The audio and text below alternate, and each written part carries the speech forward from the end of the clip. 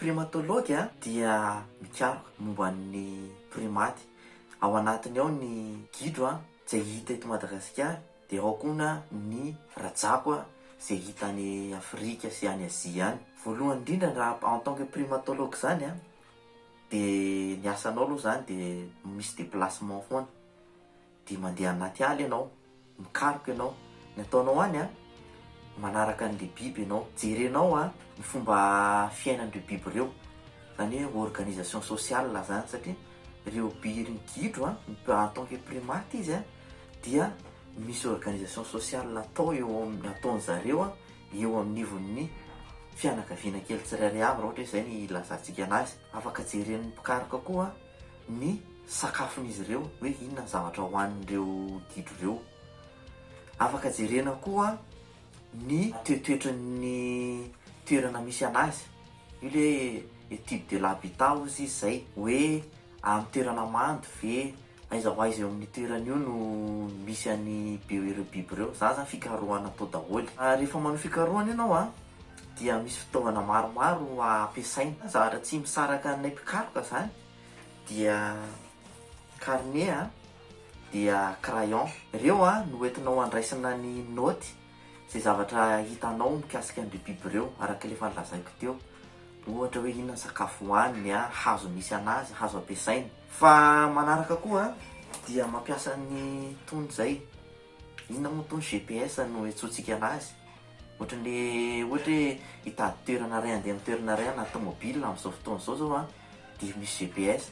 Dia anaty ala koa mba tsy havery anao indrindra, satria anaty ala no alehanao dia mampiasa nytony GPS tony ianao hitadiavanao ny lalanao, imarquenao point hoe teto nahitako an'ilay biby indispensable koa zay zay GPS zay. Ny asa ataoko amin'izao dia manao fikarohana mikasika ana varika kely ray izay varika mivoaka amin'ny alina, Amily Zazaza no anaran'izy io. Famatsim-bola azoko avy amin'ny zoo any London no ahafahako manatanteraka an'io asa io, ary anisan'ny sujet thèse de doctorat koa izy io. Amin'ny maha-biby kely anazy zay sarotsarotra manaraka an'izy io. Ny méthode ampiasaiko dia manao capture za. Zany capture zany nefany tsy hoe capturena dia horatraina na atao ohatrany le biby, fa mampiasa piège otrotony tomahawk ny anaran'izy ity. Tsy piège hoe samborana voalavo ty akory, fa ato no ipiégena an'le biby. Inona ny antony ipiégena anazy? Amin'ny zavatra ataoko dia mila kakana biby amin'ny fikarohana ataoko. Mila échantillon ana volo zany na échantillon ana poil. Dia tsy maintsy manao capture ity piège ity tsy mandratra anazy ity, tsy mampanina anazy ity fa misokatra ohatr'izao izy. Dia rehefa mitsofoka ao izy dia asiana akondro ao anatin'ity piège ity. Dia mitsofoka izy dia milatsaka ohatr'izao ty ity, dia ao izy.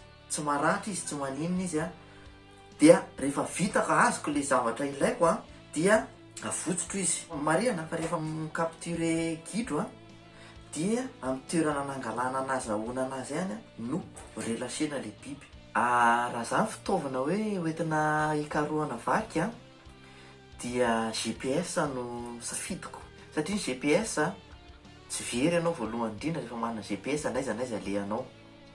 Faharoa afaka andraisana noty koa izy, afaka andraisana information be da be zany.